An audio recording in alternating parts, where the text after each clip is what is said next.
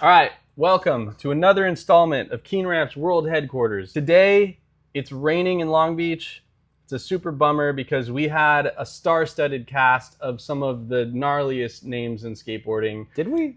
We did. They were lined up. It was about to Man. be a full-blown demo, but You didn't even let me know that. yeah, I was gonna surprise you. Like, we're super spoiled in Southern California. We haven't had rain in like, I don't know. 8 years. No, like real shit, like 7 or 8 months. Yeah. There was maybe twice in the past couple months where the news hyped it up. It's gonna rain, and it like kind of drizzles for 2 hours. Yeah. And then it's fine, and the sun comes out. But we're actually in like a real, late fall, like early winter storm. So today we're gonna pivot a little bit. So I was just thinking of things that come up a lot, whether you're a ramp builder or a novice carpenter, whatever the case might be. I'm just going to cover some things that will make your life easier and little tips and tricks that I've acquired over the years that are helpful. Okay, so the first one, very basic. This is something that comes up when, let's say we have a lot going on and I reach out to some skater friends to hop on a build and give us a hand. Attaching a 2x4 to another 2x4 in theory sounds really easy, right? You're like, oh, I got my screws, either 2.5, 3-inch long, to put two 2x4s together. 2x4s, 1.5 inch, which is why you would want 2.5 or 3. And a common mistake people make, they'll just drive the screw right in. And upon driving it in, see that gap? Yeah. We have all that slop in there. So usually what you have to do in that circumstance, if it's something that's not already pre-drilled, which 2x4s usually are not, you're gonna want to, so I'll make a new hole. I'm gonna basically drive it all the way through. I'm gonna back it out, and then I'm gonna apply pressure, bury it a little bit.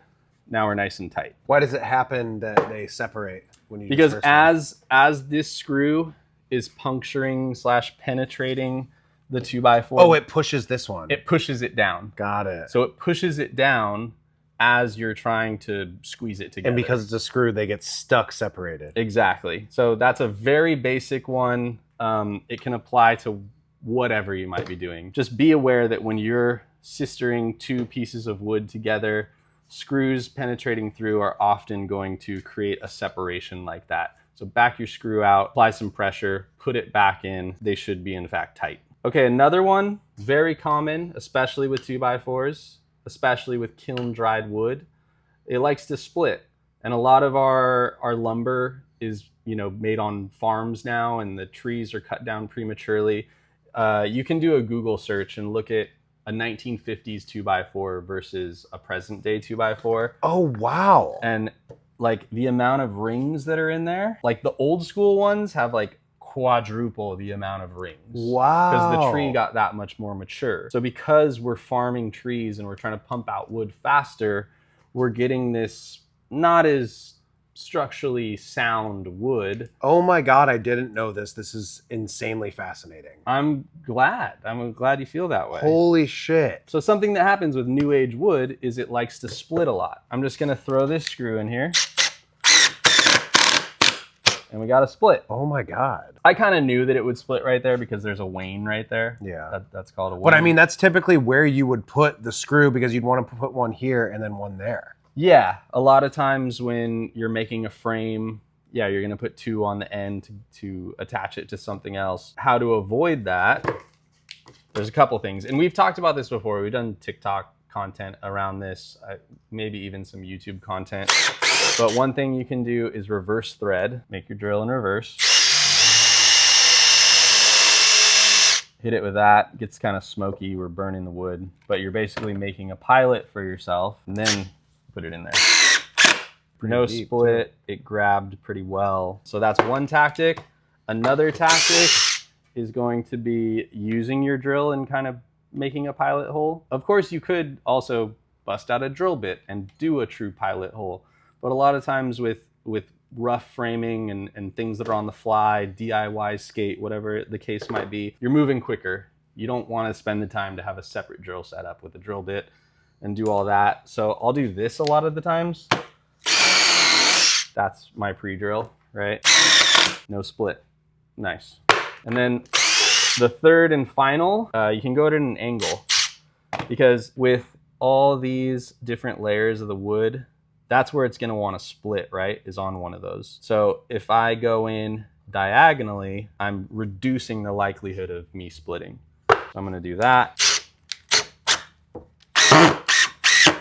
Yeah, no split. The only reason this one splits because you hit the very corner. Yeah, I went diagonal. Not only did I go diagonally that way, I also kind of went diagonally that way. But yeah, those are the 3 tactics to make lumber not split. Okay, another thing, if you're making something from scratch, you might think about your amount of screws you're putting in or the placement of screws. It's a common misconception that using more screws will hold better, but sometimes if you use too many in too tight of an area, you're kind of just inviting more stress and reducing the integrity on that section. So say I did 3 right here. Yeah, I have 3 different screws holding, but now I'm introducing that many more places that the wood could in fact split. So I just want to talk about the spacing and how far you should be penetrating your screw to get the optimal hold. Putting together 2 2x4s, let's say for whatever reason I needed this to be like this, I'm going to attach something like that. I'm probably just doing 2 screws, and rather than, let's say this, I do 1 there, 1 here. I wouldn't want to do them in line like this on like something that I'm mending as a 90, because it still can shift. Like, see how easy I can shift that? Oh, wow. So what I would do instead, I would stagger these. So I'm gonna do my little reverse thread.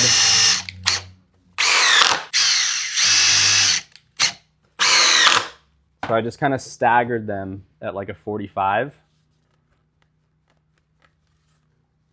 Way tighter, way sturdier, because I staggered them like that. Okay, so another common misconception with attaching wood, making framing, people think that the more you bury the screw, the better that it's gonna grab. That's false. So if I bury this screw, I've sunk the head into the wood where it's, you know, I don't know if there's a soft spot in there, if there's like a wane or a spot that it wants to split, but it's gonna be easier for this screw to wiggle its way out over time. So this is just me using my human force, but already, like, look at the integrity of that. See how loose it is? Can I see if my meathead ass can pull it apart? Yeah, let's see. My meathead ass. Oh, okay. Yeah. All right. Oh, sorry, Rocco. That doesn't Because work. that screw was buried so much, it was easier to make its way out. Right. It wasn't gripping and grabbing as well as it could have or should have. So now you're going to do it the proper way. And now we're going going to to do it. Exactly. We're going to do the proper way, and then you can try to split it apart. Okay. So I got some crispy demonstration wood here ready to go. We're going to sink a screw at its proper depth and see if Dale can pull it apart. Little reverse thread there. Keep the pressure. So ideally, that's how you want a screw to penetrate wood. Just perfectly flush. The top of this screw is perfectly in line with the surface of this wood. So that is holding better, because now we have the whole underside of this screw pushing down on the flat surface top of the wood. When it goes inside, now you have these like sharp edges of the screw wiggling their way around and creating space. It's literally grabbing less wood too. Exactly. So with it flush like that, now we have this downward pressure of the underside of the head of the screw. All right, let's see it, Turbo. Dude, it's way harder. Yeah, because you can't fuck with the top Like, of that I got screw. it loose, but it's not like Yeah, I mean, the whole point of this is just to show like that it bites more. it bit better. We have Yeah. a stronger hold. Yeah, it's definitely harder. Okay, so while toenailing into a board or a 2x4 or whatever the case might be, What's toenailing? toenailing is entering the wood at an angle to get to where you need to be. So let's say, you know, this is like this, I want this 2x4 to get attached to this one, and I can't, for whatever reason, get under it. So I'm like, I have no choice but to toenail. So if you're in a no choice but to toenail situation, a lot of times people make the mistake of immediately trying to drill at the angle, and it's really hard to get it in there, right? So I'm here, I'm like, okay, I want to go in. And it really invites a lot of splitting and just like ugly edges. So what I've found the best way to get your toenails in, it's kind of like what we talked about earlier. You know, give it the little pre-drill. So pre-drill like that, but then angle down, right? And then the other thing you can do, you can kind of get it started and then kind of knock it up a little bit so it's in there and then go in. No split. So no split, went in a little cleaner. Like I said, toenails, they are not that effective. They don't grab that great. You're going at an angle. Avoid doing toenails at all costs if you can. But if you have to, bust out a countersink bit, give yourself a little countersink and make sure you go in straight at first, angle down, right? So there. So I got a nice downward angle, a little pocket for my screw to get started in. Now it's fully concealed, it's in there. So yeah, toenails, I mean, they happen a lot, especially in ramp building. There's a lot of situations, especially with temporary ramps, like a lot of the stuff we do that we need to set up very quickly, and our floor frame's already built and the transition section's already built, and we just need something to get attached to each other before we lay down the sheeting. Quick toenail or two is going to be a good call. And then the other thing I always do with toenails, just because you never know who's going to take apart your stuff later or who else might be working on it, I always bust out my carpenter pencil and I circle wherever I put a toenail, just to let whoever might be taking it apart or trying to add on or manipulate or change whatever's going on. Okay, this isn't coming apart. Why? Like, where's the screw? Because toenails, they're not intuitive. You don't think about them. They're easy to forget that they're there. So always just give it a little circle with a Sharpie or a carpenter pencil. Okay, so apologies that today wasn't the sexiest video, but these are things that, I mean, they're invaluable. Once you know it, all your stuff just goes together so much better. Hopefully these are tricks that you can use building ramps, decks, whatever type of carpentry work you're doing, or even just handiwork around the house, right? Like your bed frame has a split in it and you need to reinforce it with a little 2x4. Yeah, hopefully you guys found these little tricks valuable, and hopefully it's not raining too much longer here in Southern California so we can get out and skate and show you fun stuff that you guys probably care more about. Until next time, bang my line, tap in, you know, buy some t-shirts, some merch. Oh, this isn't mine. This is Satan's Drano. Buy Satan's Drano too. We got a lot of Hellbomb t-shirts left over. Go on hellbomb.com, buy a Hellbomb t-shirt, and we'll catch you on the next one.